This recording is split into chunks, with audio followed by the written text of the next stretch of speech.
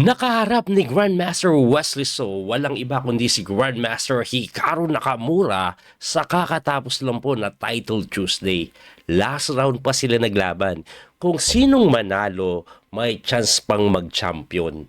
At eto na nga, no? Puti po dito si Grandmaster Wesley So, itim naman si Hikaru Nakamura. Ano ang nangyari? Tumira po si Wesley ng E4 na sinagot ni Hikaru ng C5. Sicilian opening. Si Wesley So naman, nag-knight to F3, tapos nag-D6 po yan, D4, ayan, linya po yan, oh. Sicilian po yan, eh. Ayan, oh. Pagka knight F6 at atakado yung pawn, dito po kadalasan ginagawa knight to C3. Yan talagang linyang matindi. Pero si Wesley, sinupresa niya itong si Caro, eh. Talagang gustong manalo. Alam niyo kung ano yung panupresa niya? Tumira po siya ng tiradang hindi na masyadong ginagamit. Ito po yung F3 lang. Ang ginamit niyang pandepensa sa pawn din. Normally kasi, develop a minor piece while defending. Pero pawn lang, no? At pag ganyan po ang ginawa, no? Nag-delayed ka, wala kang knight C3. Ito kadalasan ginagawa dyan, nag-E5. Ano pong mangyayari? Siyempre, usually tatakbo yan, eh. Ngayon, pag tumakbo ka, umatras ka, magkakaroon ng D5. Makukuha yung gitna. Kasi nag-delayed ka, wala kang knight to C3. Yun ang setback niyan. Pero si Wesley So, abay tumira po dito ng Bishop B5 muna. At pagka Bishop B5, Hikaru Nakamura, naguluhan na agad, eh. Hindi niya na alam gagawin niya. Linya pa rin po ito. At according po sa line, ang kadalasang ginagawa, knight B to D7. Pero si Hikaru, tinira niya po yung second best move na bishop to D7. And pagka bishop to D7, tagal nag-isip ni Hikaru, 30 seconds, oh. Usually kasi sa opening, move number 6 pa lang, mabibilis tumira yan. So anong ibig sabihin nun? 30 seconds yung ginamit, nangangapa. No? By the way, ang time control po ng Title Tuesday is 5 minutes per play. Walang increment. O, walang increment ito. So, ginawa po dyan ni Wesley, kinapture niya po yan, binawi, and then tumalon yung knight sa F5, number 1 engine move, na sinagot po ni Hikaru. Ang bilis niyang tinira to, nasupresa ako dito, nag-queen to C6. Balik natin. Kasi nga, pag ganito po yung tema, may weakness ka dito, itulak mo na yan kung maitutulak mo. Pero nag-queen to C6, eh. I'm not sure kung ano yung pinaka-idea, pero yung aking nakikita, baka po gusto dito. Ganon. O, tapos gaganon. Hindi ko sigurado, pero yan po yung tinira niya. At sabi ng engine, mali daw po yan. Kasi simple development lang. Ayan, no, hindi ka na makapag-D5. Ang ibig sabihin niya kasi, pag di ka nakapag-D5, bad bishop to. Ayan, nakaharang, backward pawn, weakness po yan, na pwedeng pilahan throughout the game. At yun na nga po ang nangyari. Nag-knight BD7, yun na nga pala yung plano niya. No? Tapos nag-bishop lang po sa may G5. Tinulakan para umatras. O napatras lang. Eto, weakness po ito. Ang ginawa po ni Hikaru, inatake yung bishop na kinapture po yan, eh. Binawi, and then Wesley So, nag-queen to D3. Tamang develop lang ng reyna. Anong intensyon? Magkakasting sa queen side. Nakikita nyo yung po na to, pipilahan ng gusto yan. Weakness kasi. So, ang ginawa po niya, nag-bishop to E7. Hindi siya makapunta dito, eh, kasi mapipilahan to. Kailangan manatili yung bishop sa diagonal na yan para madepensaan po yung pawns na weak sa D6. Pagkatira po niya, nag-knight lang po sa may D5. Ito pong si Wesley. At sabi ng engine, hindi pa daw pa yan best. Ibalik natin. Ang best daw po, mag-castling na lang muna. Yung knight to D5, linagyan ng question mark ng engine, pero hindi naman po yan ganun kamali. Hindi siya best, pero lamang pa rin yan. No? Pagka knight to D5, nag-knight to D7, abay, mali din. Ako, naiintindihan ko bakit ginawa yan ni Hikaru. Kasi po, ganito ang plano ni Wesley, kaya po siya nag-knight D5. Kakapturein niya po ito. Ayan. Tapos, yung bishop na yan, magiging bad bishop nga dahil nasa itim yung pawn sa gitna. At ang mangyayari kasi, pakita ko na nga, no? Ano bang tira? Example, gumanito. Ayan, no? Yung mga ganito pong idea, kasi tingnan nyo po, later on, pagtalon ng knight dito, halimo yung knight na yan, walang pwede magpaalis. Walang pwede magpaalis. Kaya winning na winning po ang white pag ganyan. Kaya nga, ang ginawa ni Hikaru, inatras niya, inatras siya, pagka-atras, nagkasing na si Wesley, and then tumalon yung kabayo doon, sinagot lang po ng queen to E2, umiwas, and then nag-A6 lang. Bakit kailangan yung A6 magna knight to B5? Ngayon, dito daw po winning na si Wesley. Ang tira niya lang mag F4. Kailangan niya mag F4. Anong reason? Yung king po hindi makaalis sa gitna. Hindi makakasang yan, malilibre to eh. Since yung king niya nasa gitna, buksan mo yung gitna. Pero ang ginawa ni Wesley, H4 muna eh. Talagang preparasyon. Siguro, in-stop niya din yung mga possible ng check. Pangalawa, pag nag-castling ka mamaya, pwede kang bombahin ng mabilis. Ang ginawa naman ni Caro, in H5 niya, inunahan niya. Pagka H5, nag-rook to dito. Ito ang plano ni Wesley na simple. Dodoble niya yung tore, pre-pressure din ito. Okay? So, sa ngayon po, lamang si Wesley. Ang problema ni Wesley, less than 3 minutes siya, lamang po na mahigit 30 segundo si Caro, walang increment. Pag ganito pong online, napakabilis ni Caro. Madalas po yan losing, pero napapanalo pa rin niya. Anong nangyari? Nag-knight to E6. Ayun, iikot po dito na sinagot ni Wesley ng G3 lang. Bakit po siya nag G3? Bukod po sa pine-prevent ito, kailangan niya itong depensahan. Kasi nga, may bishop na nakatake, yung tore ilalagay niya na yan sa may D1 na sinagot ng bishop to D8. Pagka bishop to D8, nag-king to B1 lang, commending muna yung king para safe, and then nag-rook to C8 na sinagot na ng rook to D1. Ayan na yung malinaw na plano. Mamaya gagalaw lang to, pressure na. Ang ginawa ni Hikaru, nag-king F8 lang eh. Pagka king F8, Wesley so nag-rook to D3. Actually, hindi ko naintindihan yung rook to D3. Sa totoo lang po, bakit kaya siya nag-rook to D3? Hindi ko maintindihan yan eh. Ang best mo po ng engine, queen to F1. Hindi ko din ito maintindihan ah. Gaganito siya. Grabe yung engine eh.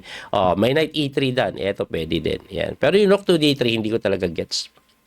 Hindi ko sure kung ano yung plano ni Wesley. Baka gusto niya na mag-F4 tapos gaganon. Yun ba yung plano niya? Hindi ko sure eh. Pero ang ginawa is nag-B5 and then nag-A3 preventing yung B4. Tumulak ng pawn and then nag-F4. Ayun na nga, nag-F4 na finally. Pagka F4, nag-queen lang po doon sa may B7. Kailangan niyang supportahan yung B4 na idea. Pero tinulak lang ni Wesley. F5 eh. Atakado yung kabayo, kinapture, takes, and then tumalon sa C5, hitting the rook. Siyempre, iiwas mo yan. Umiwas po yan sa may F3. Pagkaiwas sa F3, tinulakan. Na kung saan tumalon lang po yan sa may B5. Ayan, may pressure dito. Ang ginawa ni Caro, kinapture niya po yung A3 na kinapture lang ng tore. Hindi pwedeng kainin to By the way guys, mati siya doon. Kaya kailangan kainin muna yung pawn. Ngayon, eto daw po ay definitely better. Baka nga winning na po for the side of Wesley dahil po sa mga weakness ni Hikaru. Weak po ito. Yung king hindi nakasling, yung pawn na pe-pressure, ibig sabihin yung tore hindi makagalaw. Ang pangit po ng posisyon ng mga piyesa ni Hikaru dito. Ang ginawa po niya, nag-rook B8, hitting the knight na pag tumalon, mati ka. Ang ginawa ni Wesley, ang pinakasimple po is C4. Hindi niya po tinira yung C4. Mas pinili niya yung relax. Nag-knight to C3 lang. Hindi siya best move, pero goods pa rin. Lamang pa rin. Pine-pressure niya po ito ng tore, kaya inatras niya yung kabayo. Ang ginawa ni Hikaru, 2 minutes pa si Hikaru, nag-E4. Pagka E4, edi kinain ni Wesley. Diba?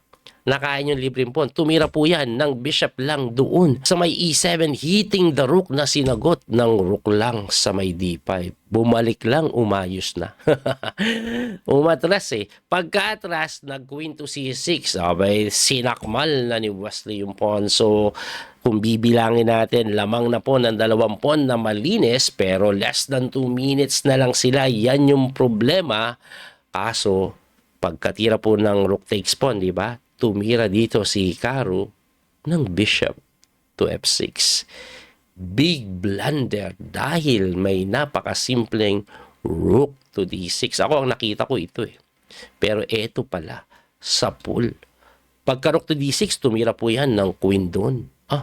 Kinain na yung bishop. Lamang na po, isang bishop. This is definitely winning. Pero once again, uulitin ko, pag si Hikaru kalaban mo, walang winning kay Hikaru. Madalas magaling makagoyo ito. Kahit si Magnus nagugoyo niya in a losing position, napapanalo pa eh. Anyway, nag-queen to D8, ayun pala yun. Nakain yung bishop, pero nahataw yung 2 tore, hindi madepensahan ng sabay. Di ba? Hindi ganun kadali eh. Pero Wesley, tumira po dyan ng rook takes to F7 lang. Sige. sa'yo na yung tore, kinapture. Okay? So, ang ending, quality up si Hikaru, pero sandamukal ang pawn ni Wesley. Tumira po yan ang queen to c4, hitting the king, check. Tumakbo po yan. And then, Wesley So, ang iniisip ko, iiwas lang to, baka ganito, abay, tinira niya po yung brilliant move na queen takes to c5. Sa'yo na yung tore. So, ang ending, double quality up si Hikaru. Pero sandamukal ang pawn ni Wesley. 5 yung pawn niya, 2 lang yung kay Hikaru. Tapos yung king niya hindi pa safe. Sinagot nga yan ng queen to f7, tumakbo, check, gumanon, check, gumanon. O, hindi pag ganun kadali. Tapos dito, tinulak na ni Wesley. Pagkatulak ni Wesley, gustong matihin, tirang ganito. Tapos ganun. Ang ginawang pandepensa niyan, ayun, dumipensa ng tore doon na sinagot lang ni West ng knight to d6, napakagandang tira. Pamatay po yan. Bakit? Mamatiin ka. Atakado pa. San ka pa? Di ba? Ubos-ubos. Pero Hikaru yan. Si Hikaru hanggang dulo, manggugulo yan. Tumira pa ng rook takes to b2. Malay mo, maka-perpetual check. Kasi luluwa yung king. Ayan nangyari. Di ba? Tumakbo yung king. By the way, guys, pinapakain lang po yung mga piyesa, pero kahit anong kainin mo, hindi maganda dahil queen to b7 paparating na. G7 pala yan. Anyway, nag-queen to a5 check, tumakbo lang doon, at Hikaru tuluyan ng naparesign. Bakit? Halos maubos na po yung check. Actually, may isa pa siyang check Queen B6. Pero titirahan ka lang po ng Knight to B5. May isa pang check coach pero tutulakan ka lang.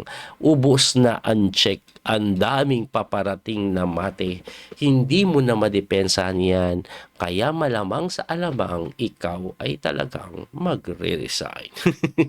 Yun ang nangyari kay Wesley. Grabe, no? Tindi din. Malupit yung ginawa ni Wesley So na yun. Panalo sa lason kay Hikaru pa. Ngayon, anong nangyari sa ibang laban? Sa board 1, board 2 lang po naglaro si Wesley at Hikaru. Ang board 1 ni Halsarin versus Hansmok Niemann, na kung saan ang nanalo si ni Halsarin. Kung natabla ito ni Hansmok, champion pa ata si Hansmok. So natalo po si Hansmok Niemann.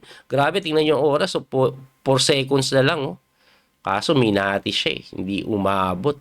Lupit ni Halsarin, no? Tapos sa board 3 naman, Madsodlo at Arjun Erigaisi, nanalo si Arjun Erigaisi. Tapos board 4, Dennis Lasabik, nanalo kay Taher Joseph Cholifus ng Indonesia. At sa board 5 naman, si Vladislav Artemiev, grabe to si Vladislav, guys. Tinalo si Wesley, lupit ng pagkatalo ni Wesley sa kanya. Eto, pakita ko yung laro niya kay Wesley bago ko po ipakita standing. Tingnan nyo yung ginawa niya kay West. Queen's Gambit semi-slab. Ayan ang nangyari. Ayan. Tingnan nyo to. Isang mali lang ni West. Linya pa lahat-lahat yan. Ngayon dito, tagal ni West tumire sa pati po na ito. Kasi, ang linya pala dyan, Bishop E7, Queen A5, tapos may Knight takes. Kaso, libre kasi yung pawn Kaso pag kinapture mo, ganito pa mangyayari dyan. Capture ka dito, check. Pagpunta mo dito, kunin ka dito. May sacrifice na maganon. Nasa gitna yung king mo Yan ang mangyayari. No? Iniwasan ni Wesley yung linya. Tagal niya pong nag-isip. 30 seconds siya nag-isip. Ang tinira niya, A6. Ayan, no? Bakit? Kakainin niya para walang check. As immediately makapag-castling agad. Kaso, nakita lahat ni Artemiev yung mga brilliant sacrifice. Lupit din to si Artemiev bang! Sacrifice the knight. Kalahin mo may ganyan pala. Pagka-capture, chumek. Ayan, puro siya yung laban nila nito. Pero ayan, kining mo ba? Check na naman. By the way, guys, pakita ko lang to. Hindi po pwede to. Ganito kasi mangyayari. Ayan, luluwa yung hari mo. Bus-ubos. Kaya ang ginawa ni Wesley, ganyan, binalik na lang yung knight. Kasi pag kinapture, pawn takes, diba? Pero tingnan nyo yung ginawa. Nag-rook lang sa e1. Tapos pagka queen to queen, kailangan talagang ipalit yung reyna, kinapture lang. Pagka pawn takes, ito yung malupit Another brilliant sacrifice ginawa ni Artemiev. Boom. Ubosh. kain, check. O, yan, o. Pagka ganun, boom, sundot lang. Nag-resign na si Wesley. Kasi pag takbo mo ng king, buong reyna madadali. Kaya nag-resign na. Example, king C7, rook takes. Siyempre, capture ka, takes. O, kain dito, wala eh. Maraming pwedeng gawin diyang kababalagan. Kahit ata dito, bagsak tore. Ba maganda? Queen D7 para mate. Baka Queen D7 maganda. Basta marami ng tira. Ito pinakasimple. Kain tore, di ba? Grabe, kaya Wesley yun. Tinalo siya ni Artemiev nung round number 8. Anyway, ano ba naging standing? Kasi pagkatapos matalo ni Wesley so dyan, naka-straight nga po si Wesley at eto na po ang standing. No? Tatlong sunod na nalo si Wesley. Tinalo ni Wesley si Duda nung round number 10. Pakita ko din yung laro niya kay Duda. Mabilis lang. Lupit ng ginawa din ni Wesley dito kay Duda, guys. Eto, tinalo niya si Duda nung round number 10. Very crucial match. Oh, 'di ba? Napaka-sharp dito ni Wesley. Oh, malinis. Malinis yung pagkapanalo dito ni Wes. Ayan, oh, dinahandahan. Ayan, oh. Tapos nung nagka-time pressurean na, oh, dinahandahan na ni Wesley. At dito, yun, ubos. Kasi may H5. Malinis, oh. Malinis na malinis. Bagsak pa yung pawn. Wala na. At simple na to. Kasi quality up lang mang panampon. Ayan, oh, nalimas eh. Nalimas. Oh, wala quality up. Diba? 14 seconds si Duda. Oh, yun ang ganyan-ganyan lang. And wala na. Pagkatira dito, pinalit. Ubos. Quality up eh. Tinalo niya si Duda. Tinalo niya si Caro. Eto na po ang final standing nila. Pakita natin. Champion si Nihal Sarin dahil tinalo niya si Hans-Mok Niemann. Wesley So second place. Tapos pumangatlo si Arjun Erigaisi. Pumang-apat si Hans-Mok Niemann. At pumang-lima si Abdusatorov Noderbek. Samantalang si Dennis Lasabik pang-anim. Artemiev pang-pito. Ayan po ang kabuuan. Si Caro pang-9 lang dahil 8.5 po siya. Yan po ang nangyari. Oh. Kung nanalo pala si Caro kay Wesley, champion pa si Caro, no? O tie for first at least.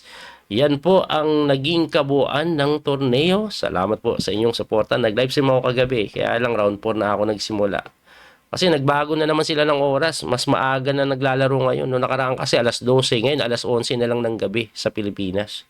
Nag-daylight saving time na ata sila. Anyway, abangan niyo po yung mga susunod na video. Tapos yung ating pong chess app, naka-out na po sa Google Play Store. Sa Apple Play Store, wala pa po siya. Pero pinaprocess na ngayon yan eh. Kasi naka-apply na kami. So, nasend na namin yung app doon. Nire-review lang. Hintayin nyo lang po. Medyo madugo lang yung review. Marami silang pinapa-adjust sa amin. Pero abangan nyo po. Once na na-out na din sa Apple Store, abay, ayos na. I-announce na natin agad yon. Anyway, sa mga Android user, pwede nyo na pong gamitin. Sana po masuportahan nyo, mag-premium po kayo. Kasi napakaganda po na pinagsama-sama po namin yung iba't ibang matitinding function ng other apps sa isang app, Biyaherong Chess Coach app. Grabe. Muli ito po yung Coach Pini Master, Dingil Kauso. Hanggang sa muli pagkikita, don't forget to like and share, follow, and subscribe. God bless po mga kabiyahe. Bye-bye po. Salamat ulit. That little mouse, 'cause I'm an albatross.